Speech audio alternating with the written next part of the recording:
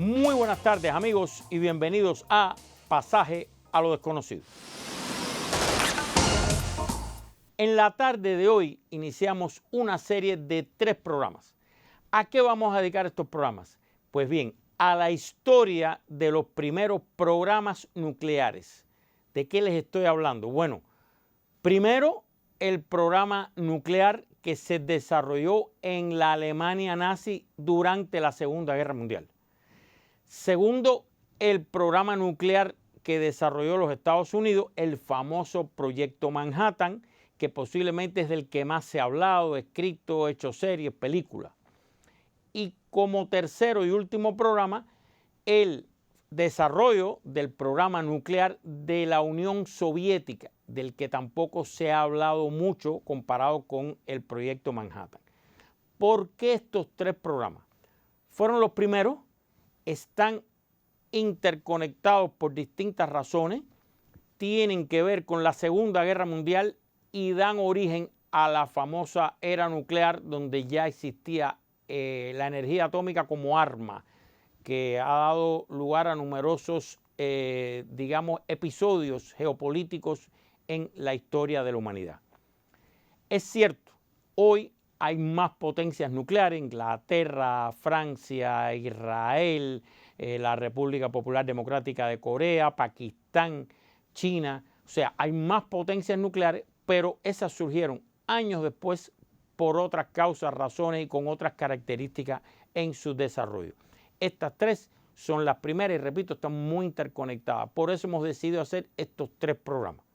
Vamos a mezclar la historia y la ciencia. Y para acompañarnos en esta verdadera epopeya del conocimiento histórico y científico, tengo el placer de dar la bienvenida nuevamente aquí en este programa al doctor Luis Felipe Desdin. Doctor, siempre el nombre de su centro se me confunde, los electrones ahí se me trocan. Centro de Aplicación Tecnológica Nuclear. Centro de Aplicaciones Tecnológicas y Desarrollo Nuclear, CEADEN. CEADEN.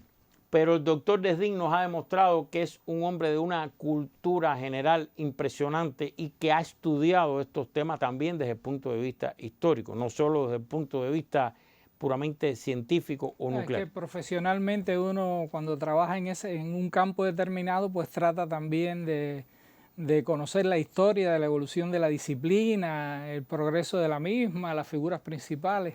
Además, yo tengo que confesar algo con mucho gusto, que fue el doctor Desdin uno de los propulsores de hacer esta serie de 3 programas por los conocimientos que tiene del programa que se desarrolló en la Unión Soviética, donde usted incluso llegó a conocer a algunos de los que participaron de manera personal. Y también en esto influye el tremendo éxito mundial que está teniendo la película Oppenheimer sobre la vida del coordinador general del proyecto de Estados Unidos. Así que muchas gracias por la ayuda y el apoyo. Ahora, doctor, yo quiero proponerle a usted y a los amigos el siguiente método para hacer estos programas. En este caso, vamos a comenzar hoy con el programa nuclear de la Alemania nazi, la historia de ese programa. Tenemos 2 pequeños materiales o documentales preparados y le propongo que los veamos primero. Después regresamos aquí y, como hacemos siempre, usted no repite, sino complementa, opina o nos da otras dimensiones de lo que vamos a ver a continuación. ¿Le parece bien? Perfecto. Bueno, entonces, con su consentimiento, en este caso pedagógico, vamos a decir así, vamos a ver estos documentales sobre la historia del programa nuclear de la Alemania nazi. A principios de agosto de 1945, 2 bombas norteamericanas cayeron sobre Japón, terminando la Segunda Guerra Mundial de una manera atroz y marcando un antes y un después en la historia de la humanidad. El ataque de Estados Unidos no solo logró la rendición del imperio japonés, sino que puso en alerta al mundo entero. La posibilidad de un bombardeo nuclear ya no era solo una horrible pesadilla, sino una realidad que nos acompaña hasta el día de hoy. Sin embargo, Estados Unidos no fue el único país que durante la Segunda Guerra buscó llegar a través de la energía nuclear a un arma tan destructiva. La Alemania de Hitler también tuvo un programa de esta índole, liderado nada más y nada menos que por el premio Nobel Werner Heisenberg. Si bien el proyecto fracasó, solo pensar lo que podría haber ocurrido si no lo hubiese hecho es atemorizante. Sin dudas de contar el Tercer Reich con armas nucleares, las muertes en la guerra hubiesen sido aún mayores y la historia podría haber tomado un vuelco todavía más oscuro y lúgubre. Sin embargo, todavía hay un misterio alrededor de la aventura nuclear nazi. ¿Cómo es posible que una potencia científica y tecnológica como Alemania no haya estado ni cerca de llegar a la bomba atómica? ¿Se trató de incompetencia o de sabotaje? En los próximos minutos te contaremos todo sobre la investigación alemana y la enorme polémica que divide al mundo científico hasta el día de hoy. ¿Fue Werner Heisenberg un científico que fracasó en su investigación o un héroe que salvó innumerable cantidad de vidas? Comencemos. La posibilidad de crear un arma nuclear fue una consecuencia de la fisión nuclear descubierta en 1938 por Otto Hahn y Lise Meitner, meses antes del comienzo de la Segunda Guerra Mundial. Esto, en términos sencillos, demostraba que el uranio, al ser bombardeado por neutrones, se rompía en núcleos más pequeños que causaban gigantes cantidades de energía, que no solo servían para crear una nueva fuente de energía más poderosa, sino también para desarrollar armas absolutamente letales. Inmediatamente, las grandes potencias mostraron un enorme interés en las posibilidades que otorgaba este descubrimiento científico. La Alemania de Hitler no fue la excepción. En 1939 creó el Proyecto Uranio bajo la coordinación de la Wehrmacht. El objetivo, la bomba atómica. Entre las figuras más importantes de este destacado grupo de científicos y físicos se encontraba el mismísimo Werner Heisenberg. A lo largo de los años, el proyecto pasó por diferentes fases con diferentes hombres a cargo. Sin embargo, en todo momento, Heisenberg, que ya había recibido el premio Nobel por sus descubrimientos matemáticos y físicos en 1932, fue una figura central. El grupo trabajó para la construcción de un reactor que permitiera probar sus teorías. Pero hubo una decisión que sería primordial para explicar el fracaso del grupo. Bothe insistió en el uso de agua pesada para el núcleo en vez de grafito, que es lo que se utiliza actualmente en el centro de los reactores nucleares. Mientras el grafito era fácil de conseguir, el agua pesada era mucho más compleja y costosa de adquirir. Venía de unas fábricas en Noruega que habían sido bombardeadas y saboteadas numerosas veces por los aliados para evitar el avance del programa nuclear germano. Sin embargo, este no fue el único error grande del Club de Uranio, sino que hubo varios más, como la no instalación de barras de control en los reactores experimentales. La falta de resultados y la lentitud del proceso impacientó a los líderes nazis que lentamente perdieron interés en el proyecto nuclear para concentrarse más en armamentos que pudieran tener una rápida injerencia en la guerra, como aeronaves y blindados. Aunque siguió sus investigaciones, el proyecto Uranio pasó a un segundo plano, no tan prioritario para el Tercer Reich. En 1944, los científicos alemanes descubrieron su principal error y construyeron un nuevo reactor que usaba agua pesada y grafito. Sin embargo, pocos meses después, el nazismo cayó. Cuando las fuerzas aliadas invadieron Alemania y llegaron al laboratorio del grupo en Haigerloch, esperaban encontrar instalaciones imponentes y descubrimientos que podrían servirle a sus propios científicos, pero solo encontraron un pequeño reactor de prueba que no funcionaba. Sorprendidos por la falta de resultados y aparente incompetencia, las autoridades estadounidenses y británicas decidieron llevar a cabo una prueba para conocer los verdaderos secretos de los científicos alemanes. Llamada Alsos, la operación consistió en encerrar a los 10 miembros más importantes del proyecto Uranio en una granja británica plagada de micrófonos ocultos. Allí surgió la gran polémica que se mantiene hasta el día de hoy. ¿Hitler no contó con armas nucleares por incapacidad o por sabotaje interno?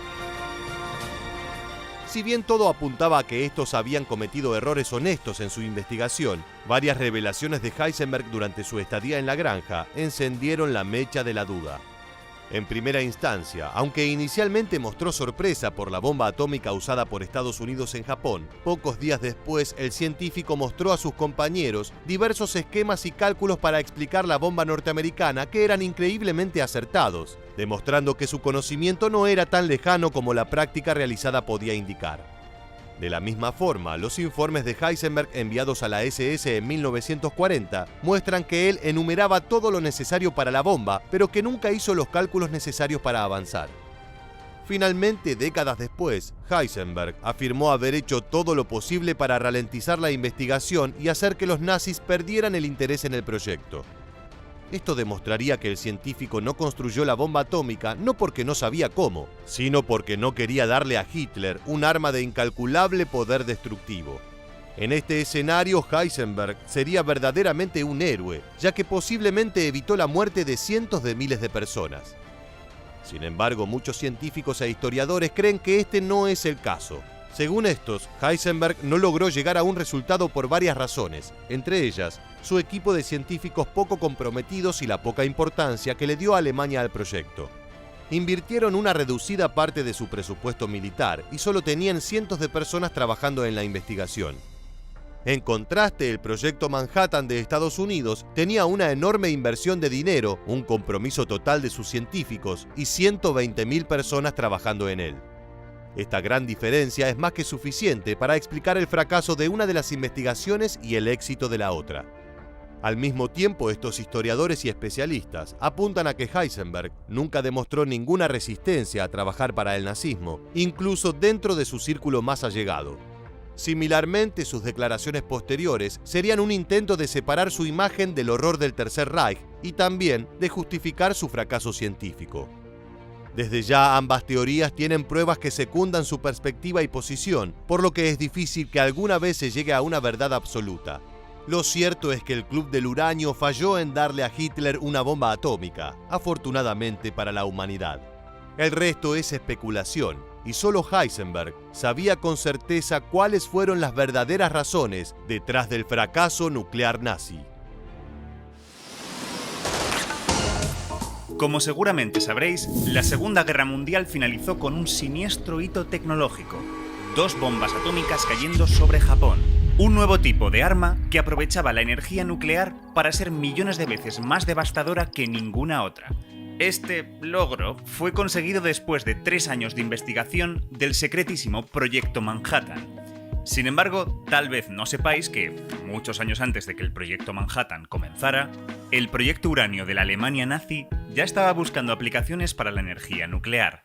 La amenaza de una bomba atómica nazi parecía muy real para los estadounidenses, y sus terribles consecuencias ya se han explorado en ficciones como The Man in the High Castle o Wolfenstein. Cuando los aliados invadieron el laboratorio del equipo del proyecto, en Haigerloch, en el 45, esperaban encontrar grandes infraestructuras. Sin embargo, para su sorpresa, descubrieron solo un pequeño reactor de prueba que ni funcionaba con éxito. ¿Cómo podía ser?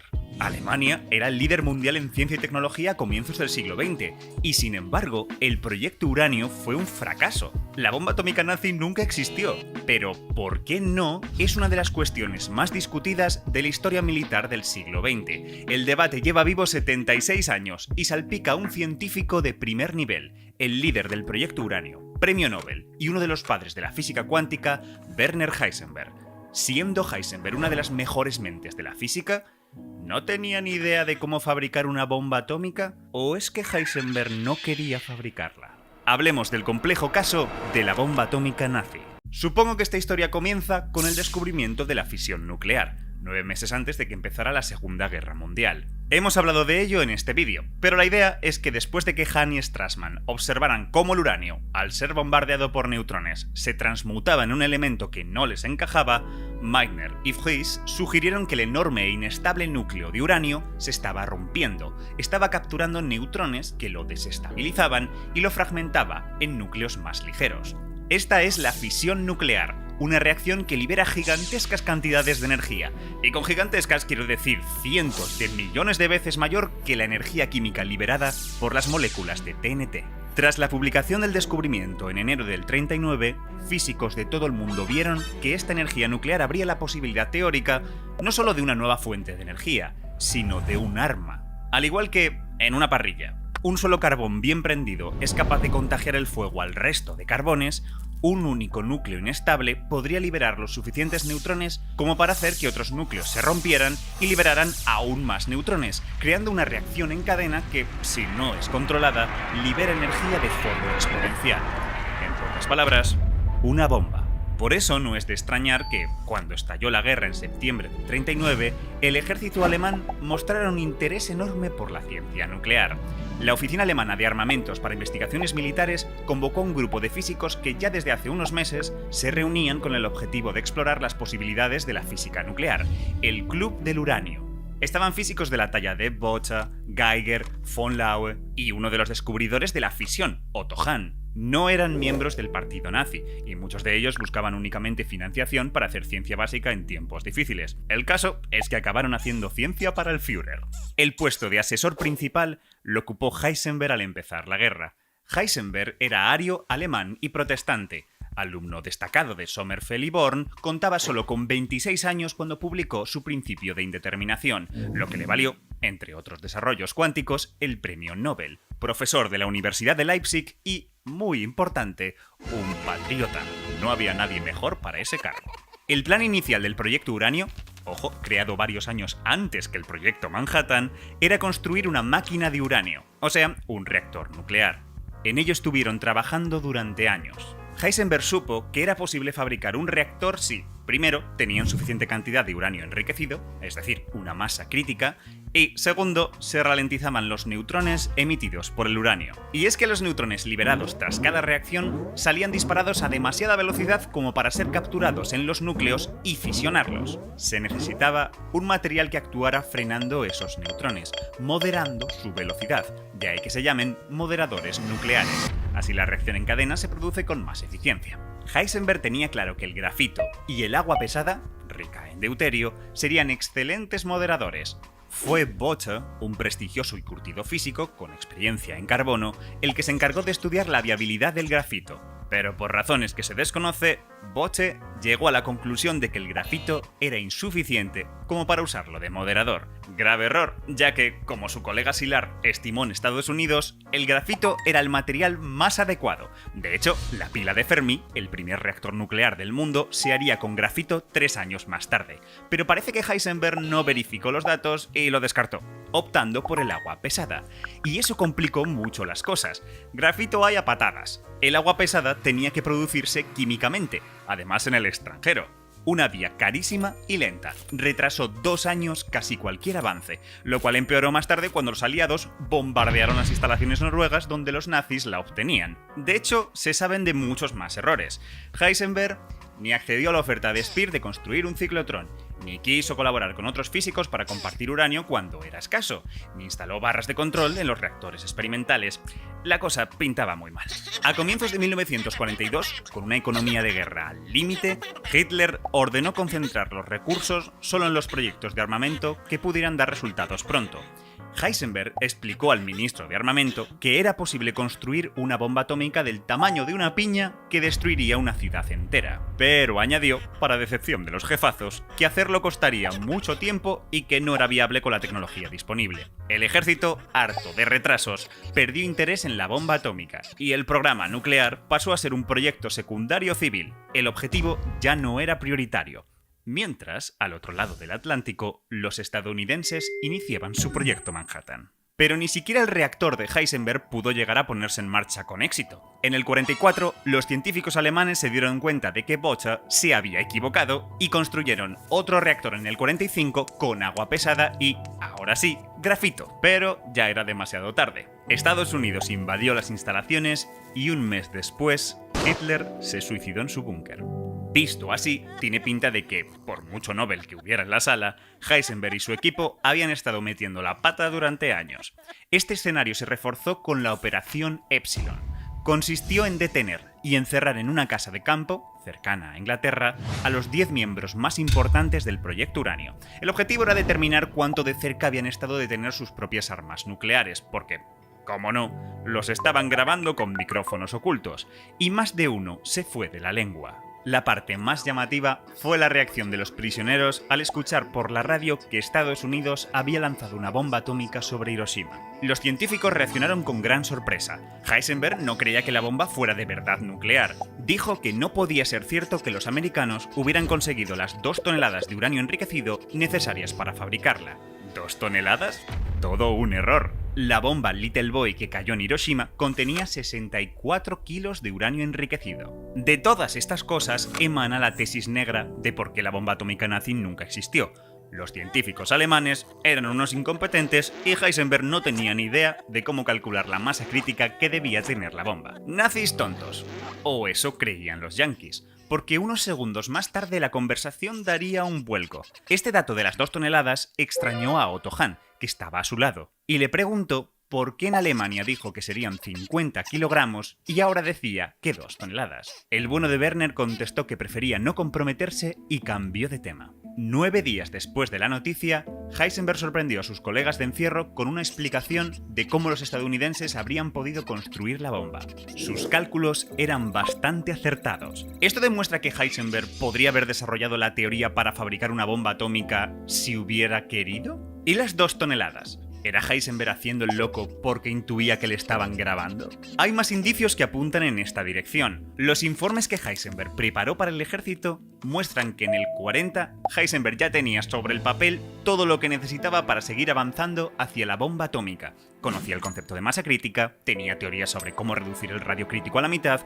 Por alguna razón, nunca intentó calcular sus valores con precisión. Y si los calculó, no los compartió con sus superiores. Leyendo los documentos y archivos de la época, parece que los físicos del proyecto Uranio no tuvieron nunca gran interés en la física de la bomba. En un reciente estudio que ha analizado técnicamente los informes que Heisenberg presentó al ejército, los investigadores opinan que es evidente que Heisenberg no utilizó sus conocimientos para ir más allá de los reactores y trabajar en los explosivos nucleares. Con su pasividad, no motivó a los militares alemanes a acelerar la investigación. Pasividad que se explicaría, según algunos autores, con la tesis blanca. No es que Heisenberg fuera un incompetente, es que deliberadamente fue un incompetente. Ante la posibilidad de causar con su invención millones de muertes, saboteó el proyecto frenando su avance y fastidió el malvado plan de Hitler. De hecho, décadas más tarde, el propio Heisenberg llegó a decir que su intención era alargar el proyecto todo lo posible para no tener que enfrentarse al dilema de poder fabricar la bomba. Incluso llegó a sostener que él y otros colegas falsificaron las matemáticas para evitar que Hitler tuviera su bomba. Sin embargo, a los defensores de la tesis negra esto no les cuadra. ¿Reconocía ser un héroe o realmente fue un intento de lavar su imagen tras conocerse el horror de los crímenes nazis? Y es que es cierto que las malas decisiones, la falta de interés y las evasivas son un cóctel perfecto para crear una conspiración muy tentadora. Pero, ¿fue así? ¿O puede haber otra explicación? Es aquí donde entra la tesis gris. Heisenberg realmente no saboteó el programa, pero tampoco se interesó por conseguir la bomba. Fruto de esa desgana, el proyecto se entorpeció. No fue una lucha contra el horror nazi. La moralidad romántica no habría inspirado el asunto. Ni héroe ni villano incompetente. Sencillamente había que entender a Heisenberg en su contexto. Ninguno de los científicos de Farm Hall era un nazi convencido, pero todos hicieron concesiones al Tercer Reich. Ni colaboraron con esfuerzo para construir armas nucleares para Hitler, ni se resistieron a él. Jugaron a una ambigüedad muy propia del momento histórico, tal vez pensando en la mejor manera de asegurarse su futuro profesional en Alemania, fuera quien fuera el ganador de la guerra. Tal vez por eso Heisenberg quería sobre todo construir un reactor nuclear, para impresionar a los aliados en tiempos de paz. Otro dato que añade a la tesis gris es que a partir del año 40, Heisenberg dejó de tener interés técnico en los reactores. Seguía asistiendo a las reuniones, pero con poca implicación en cuestiones prácticas. Se dedicó a temas de física fundamental, que le llamaban mucho más la atención. Algo parecido le ocurrió a su amigo y colega Weizsäcker. De hecho, buena parte de la investigación del proyecto Uranio la hicieron 2 estudiantes de Weizsäcker más comprometidos con el proyecto. Vamos, que parece que le cargaron a 2 chavalitos el desarrollo del reactor nuclear. Supongo que algo que arrojaría luz al debate sería saber la posición política de Heisenberg. Sin embargo, es igual de compleja. Los fanáticos de la Deutsche Physik, que conocimos en el vídeo de la física nazi, lo atacaron por ser amigo de judíos y defender la relatividad y la cuántica. Se enfrentó a ellos y se negó a participar en manifestaciones nazis. Stark llegó a decir que Heisenberg era un judío blanco y que tendría que estar en un campo de concentración. Ante los ataques crecientes, Heisenberg buscó el apoyo de los líderes políticos. Tuvo que tirar del favor de su madre, amiga de la madre de Himmler, para suavizar el tema y limpiar su nombre. Y a pesar de todo, Heisenberg decidió quedarse en Alemania, según comentó años después, porque creía profundamente en su país y no podía abandonar la ciencia de su patria. Solía hablar del lado malo del nazismo, dando a entender que también había un lado bueno. Como le confesó a Bohr en una polémica visita donde estaba exiliado, creía que destinar tantos recursos a la bomba atómica, tal y como estaba la economía del país, solo podía retrasar la victoria de Alemania. Una victoria en la que él mismo creía fervientemente. Heisenberg daría una versión muy distinta de este encuentro, muy alineada con la tesis blanca, aunque otras fuentes la ponen en duda. Así que, ¿Heisenberg el blanco, el gris o el negro? Me temo que solo él supo por qué hizo lo que hizo, pero lo importante es que el sabotaje de Heisenberg, existiera o no, fue únicamente una pieza más de un gran puzzle histórico. Si comparamos los programas de ambos países, tenemos más pistas para entender por qué Estados Unidos fue quien logró la bomba atómica. Alemania, líderes científicos con poca implicación, poco dinero invertido, unos cientos de personas trabajando. Estados Unidos, líderes con máxima implicación, muchísimo dinero, 120.000 personas trabajando. Quizá se ha dado demasiada importancia al papel de un solo hombre en este asunto. Aún así, yo no paro de pensar en lo siguiente. Si Alemania hubiera administrado bien solo una pequeña parte del dineral destinado a sus proyectos de cohetería, con total implicación de sus científicos, buena cooperación y las decisiones adecuadas, Hitler podría haber tenido varias bombas de plutonio perfectamente casi al mismo tiempo que Estados Unidos. Algo que habría cambiado la historia para siempre. Acabamos de ver los dos materiales. Repito, el pecado capital aquí es volver a hablar de algo que ya se dijo. Usted nos complementa como hace siempre o nos da su opinión. Pero yo quiero empezar con una pregunta.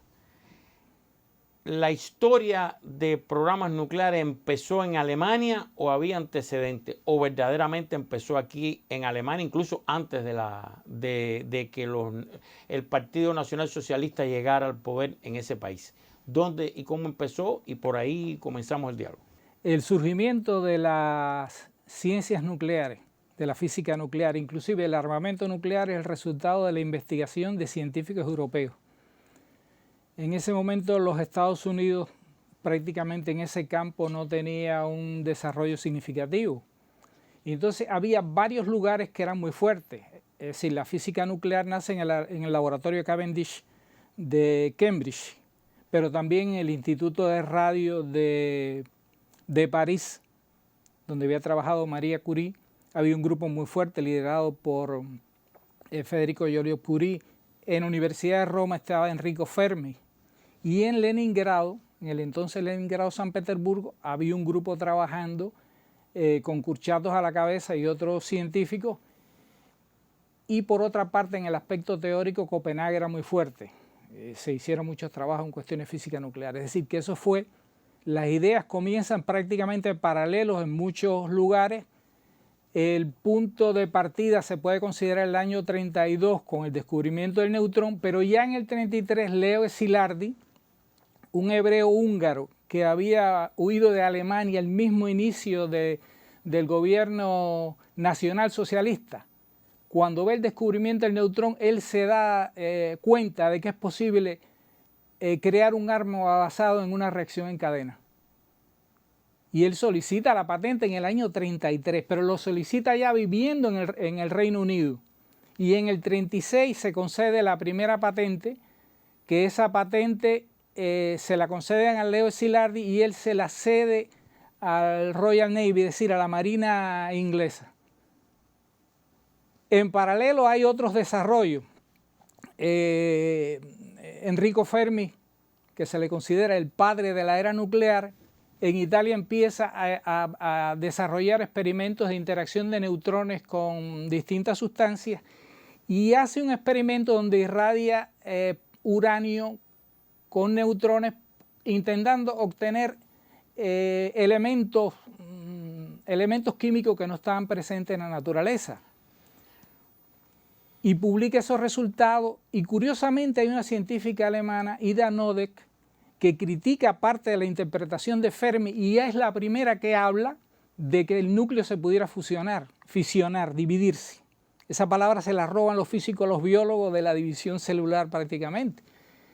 Y entonces ese trabajo donde critica, ya inclusive le da una pista que se ve en otro de los documentales a Yuri Hariton, que es el diseñador de armas nucleares soviética, que se da cuenta que podía haber algo ahí detrás de eso.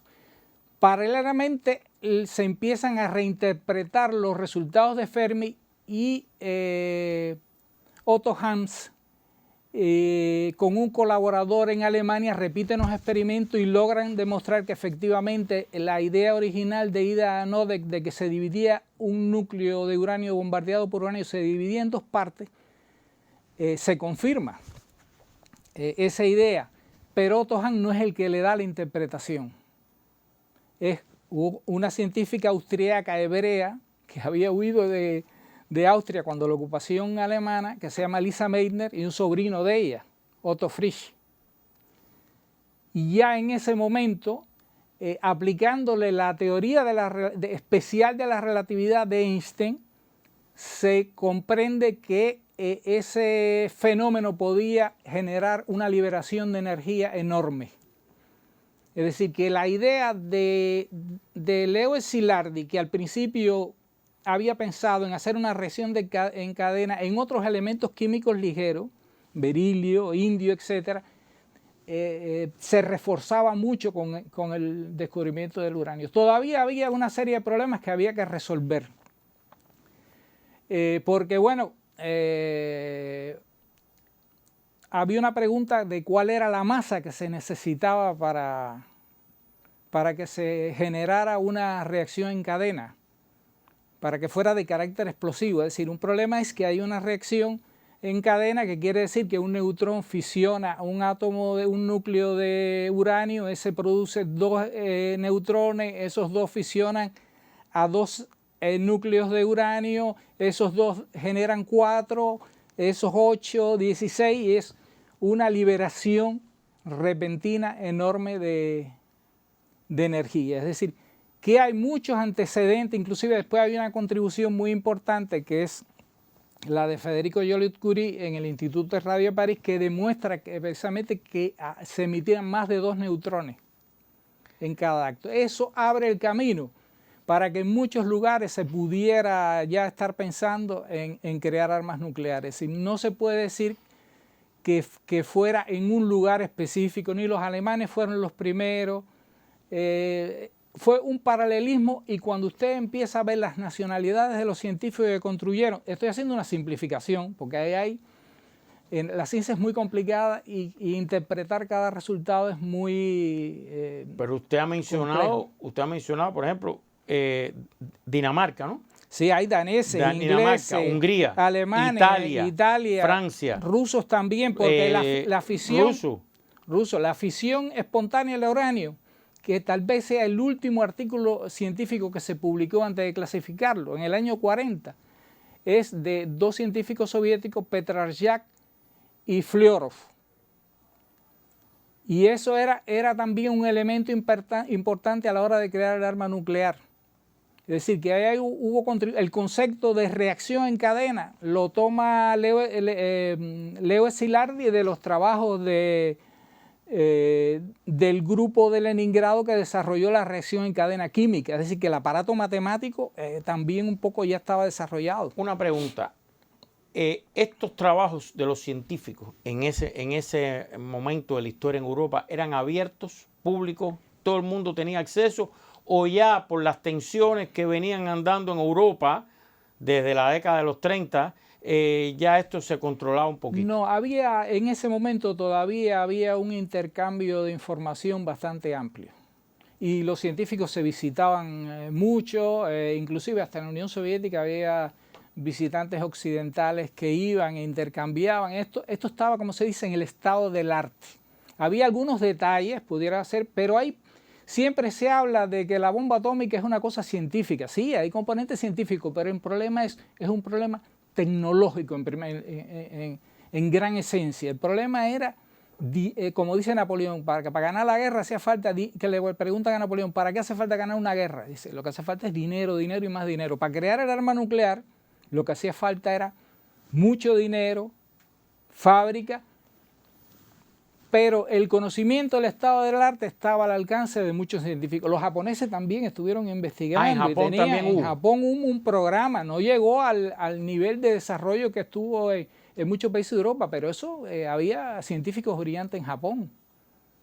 Así que, o sea que desde Japón hasta toda Europa hubo... Sí, porque eso estaba en la frontera del conocimiento en ese momento y las mentes más brillantes estaban siempre al tanto de esas nuevas cosas.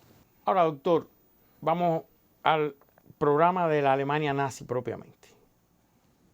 Evidentemente, como industria o como tecnología, como usted ha definido, quizás fue el primero que trató de construir el arma nuclear. ¿Fue así? Tal vez fue el primero que inició es decir, por lo menos que los círculos oficiales, el gobierno estuviera al tanto de las potencialidades, tal vez haya sido el primero. Y destinaran dinero. Y destinaran determinada cantidad de dinero. Tal vez fue... insuficiente. Comparado con el esfuerzo que hizo, por ejemplo, los norteamericanos, se puede decir que es insignificante la contribución. Pero sobre el programa de la Alemania nazi, el programa nuclear, siempre hay dos grandes preguntas, que aquí ya las vimos ya, y quiero conocer su opinión, por supuesto. Este científico, como es Heisenberg, este famoso científico alemán, ¿usted cree que saboteó, inutilizó, impidió que se creara el arma nuclear en la Alemania nazi a propósito, o es que no pudieron hacerlo científica o tecnológicamente? ¿Qué usted cree? Aquí vimos ya toda la historia, la acabamos de ver, de cuando se los llevaron para Inglaterra, las grabaciones que le hicieron, todo eso lo vimos ya. Ahora, su opinión. Bueno, en realidad yo creo que ellos trabajaron, se esforzaron por crearle, pero hubo una serie de premisas que no tienen que ver, es decir, ellos se esforzaron, hicieron lo más que pudieron, pero había una serie de factores que influyeron en que ellos no lograran crear el arma nuclear. Y si tú me permites, yo anoté cuando vi el documental esos factores de alguna manera. Es decir, lo primero que no se habla es que los alemanes también perdieron a muchos científicos notables que se fueron. Es decir, Leo Szilárdy era húngaro, pero se había formado en la cultura del Imperio Austrohúngaro, era una cultura alemana, hablaba alemán y trabajaba en Alemania. Y él se marcha. El segundo que se va, que se puede nombrar que importante, que se va, es un científico que se llama Hans Bethe, que después fue premio Nobel, que fue el director de la división teórica del proyecto Manhattan. Te puedes imaginar. Las otras dos personas que se puede decir muy importante fue Otto Frisch y Rudolf Peierls, que eran científicos alemanes, hebreos los dos, y que huyen. Bueno, hay uno que es austríaco, que es Otto Frisch, pero bueno, huye de la Austria ocupada, de la anexión, y estaba Rudolf Peierls. Y esos dos científicos en el Reino Unido son los que hacen el cálculo de la masa crítica que tenía la bomba, porque uno de los grandes problemas era que sí, se podía crear una reacción nuclear en un reactor, es decir, cientos de toneladas de grafito, por ejemplo, con algunas decenas de toneladas de uranio, tenía la posibilidad de generar una reacción nuclear, pero eso no tenía un valor militar porque no era un arma transportable. Inclusive en la primera carta de Einstein que hace, en las cartas de Einstein a Roosevelt, que en realidad no las escribió Einstein, se las escribieron, lo que hizo fue firmarla, se hablaba de la posibilidad de crear un dispositivo que en un barco fuera capaz de volar un puerto.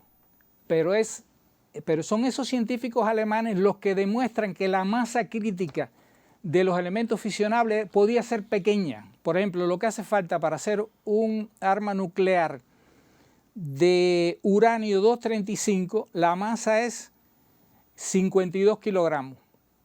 Pero como ese uranio tiene una densidad que es prácticamente 20, el uranio como tal, eso significa que eso sería una esferita de 17 centímetros de diámetro.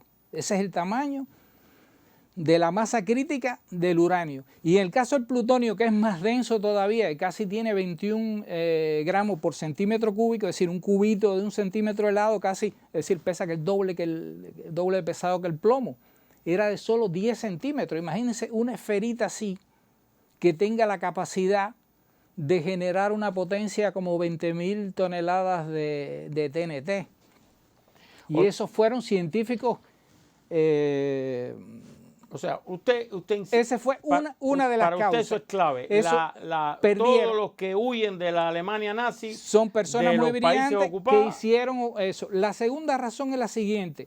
Los alemanes, a pesar de que al principio hicieron determinados esfuerzos, por la manera que estaba organizada la Alemania nazi, los esfuerzos se dispersaron. Y hubo un momento que se estaba trabajando en el programa nuclear subordinado a 4 jefaturas, una de las cuales era la oficina de correos, es decir, la dirección de correos de Alemania, que entre paréntesis fue una de las en las que se desarrolló más los trabajos nucleares. ¿Y qué tenían que ver los correos con el proyecto nuclear? Eran jefes muy influyentes que querían ganarse el favor del Führer y ellos cobijaban bajo su presupuesto e investigaciones. Hay un libro muy interesante de un escritor inglés que salió en el 65, yo no recuerdo el nombre, yo lo leí hace muchos años en ruso, que se llama La Casa de los Virus, que es la historia del programa nuclear. Ahora, yo después encontré una versión inglesa en inglés, ¿no?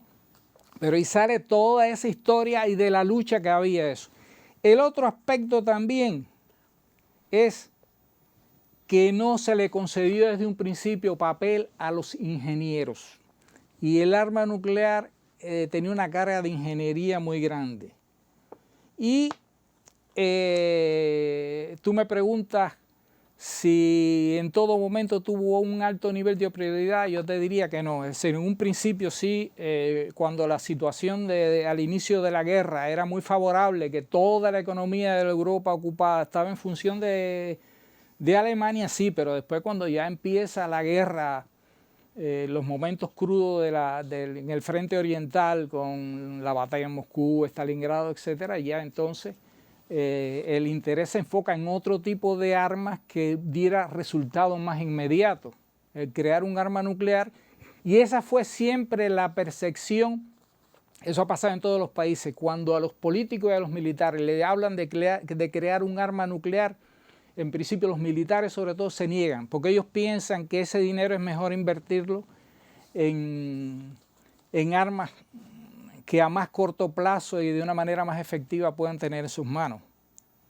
Por supuesto que después que ya está el arma nuclear, los militares y los políticos la quieren, pero en un principio esa resistencia se observó en casi todos los países, incluyendo los Estados Unidos. Entonces yo puedo, no sé si le queda algún factor.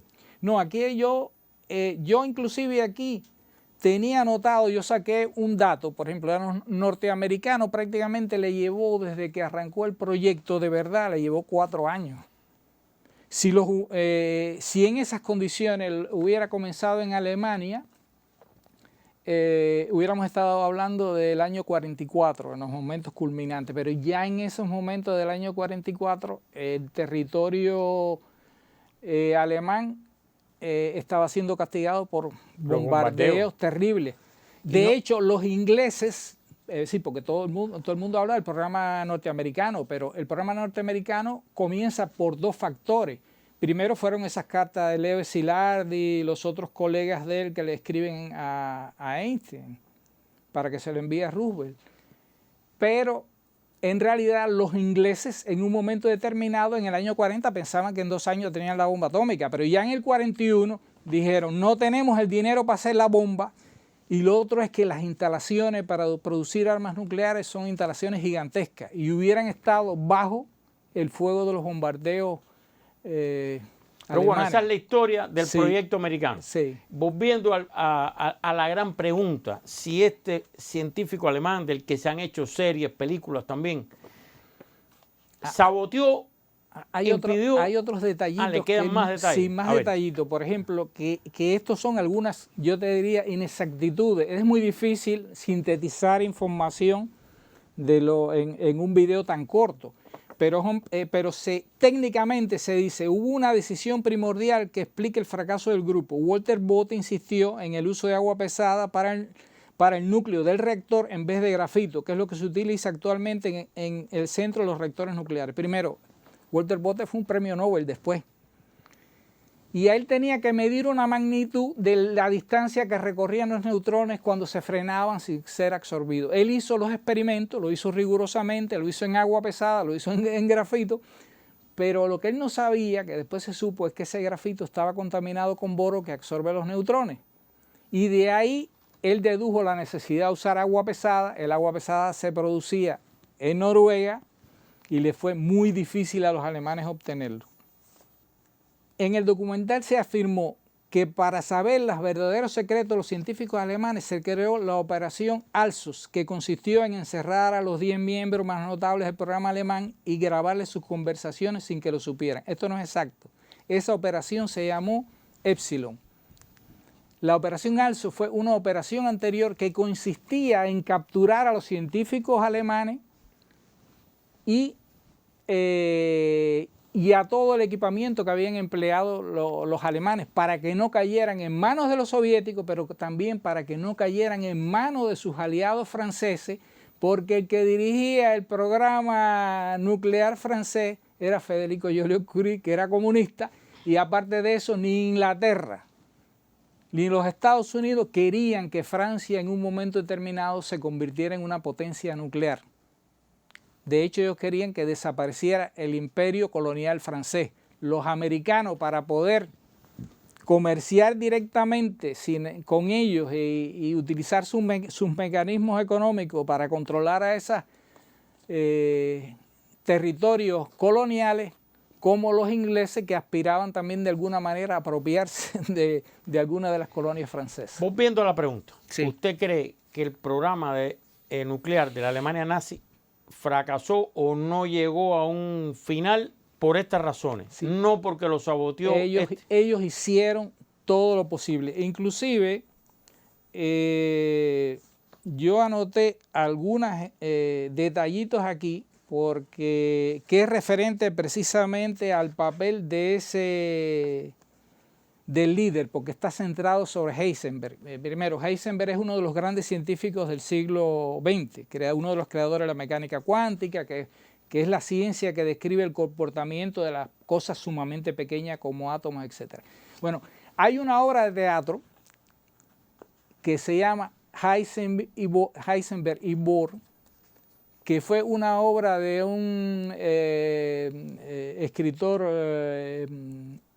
inglés que se llama Anthony Frank, que ganó un premio Tony en el año 2000. Y es una conversación que tienen Bohr y Heisenberg en Copenhague en el año 43. Los alemanes hacen un esfuerzo por atraer, ocupan Dinamarca, pero los consideraban sus primos, no era el mismo comportamiento con los rusos, con los eslavos, o con los hebreos. Y entonces ellos tratan de atraer a los científicos daneses y tratan de atraer a Niels Bohr para que cooperara. Niels Bohr era como el papa de los científicos, era el científico más reconocido, aparte de Einstein, pero más influyente políticamente en muchos sentidos que Einstein. Entonces él va y lo visita y tienen una conversación, y entonces esa obra de teatro narra esa discusión que después, años después, Bohr rememora, como 10 años después, argumentando que efectivamente Heisenberg sí había hecho todos los esfuerzos para hacer la bomba atómica. Eso ocurre, es decir, en el año 50, en los archivos de Bohr se encuentra una carta del año 57 dirigida a Heisenberg con motivo de la publicación de un libro que se llama Más brillante que mil soles, que es la historia del programa nuclear norteamericano. Y en la edición danesa o en la edición noruega se añade una carta de Heisenberg tratando de justificarse de que habían tratado de obstaculizar el proyecto. Sin embargo, en esa carta se demuestra que efectivamente ellos recuerdan esa conversación y se demuestra que efectivamente los alemanes intentaron hacer todo lo posible para llegar a ser, y Heisenberg en particular. Evalúeme. Evalúeme estoy haciendo una prueba de su respuesta. Heisenberg no saboteó nada, hizo todo lo que pudo. Todo lo posible. Y por esas razones usted considera que no lo lograron. ¿Es así? Sí, los norteamericanos también trataron de blanquear la imagen de Heisenberg, porque ya después la República Federal Alemana pasó a ser un aliado muy importante en la Guerra Fría. Heisenberg tenía tremendo prestigio en el mundo académico, y entonces ellos trataron también de ganárselo. De hecho, el que dirigió técnicamente la operación Also, que se llamaba Samuel Gauss-Schmidt, un ciudadano americano de origen holandés, pues habló precisamente de eso, de las conversaciones que tuvo. Él siguió, Heisenberg después de la guerra, siguió en la antigua RFA, lo que fue la RFA, y trabajó allí normalmente. Entonces, definitivamente no comparte la idea de que él saboteó aquello. Es tendencioso el título del documental, de por sí es sumamente tendencioso. Eso es parte del espíritu de este programa, este tipo de polémica, donde usted polemiza con el documental y nos da su versión opuesta a la tesis del documental. ¿Le parece así? Bueno, entonces, se nos acaba el tiempo. Usted sabe que como ha entendido que el tiempo era relativo y todas esas cosas, pero aquí no. Aquí estamos ya a contrarreloj. Solo les quiero recordar a usted, a los amigos, las formas de interacción que tienen con nuestro programa. Primero, nuestro canal de YouTube. Ahí se pone el programa. Usted puede también opinar, participar. Lo están viendo en pantalla. La página de Facebook, muy importante para nosotros, porque ahora, durante toda la semana, usted ponga opiniones, comentarios, preguntas, y el sábado, en el programa de Radio Rebelde, ahí lo están viendo en pantalla, sábado 12 y 15 del mediodía, va a estar el Dr. Desdin, y lo que usted ponga en la página, el Dr. Desdin, sea un comentario, sea una pregunta, lo va a responder con mucho gusto. Sábado 12 y 15 del mediodía, lo espero usted ahí, doctor, y a ustedes, amigos, también. Así que se nos acabó el tiempo, ya no da para más. Sábado 12 y 15 en Radio Rebelde, y el próximo domingo a las 6 de la tarde aquí en Pasaje a lo Desconocido con la segunda parte. Todavía nos quedan 2 programas. El desarrollo del programa nuclear estadounidense, el famoso Proyecto Manhattan, posiblemente el que más se ha escrito, publicado desde cualquier punto de vista. Muchísimas gracias, doctor. Lo espero la semana que viene y lo espero el sábado en Radio Rebelde.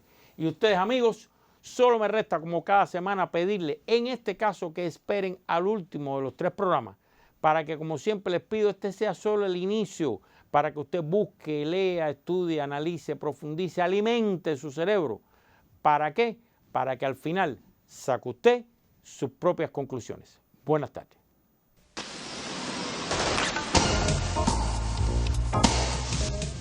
La bomba atómica se desarrolló en el marco del Proyecto Manhattan.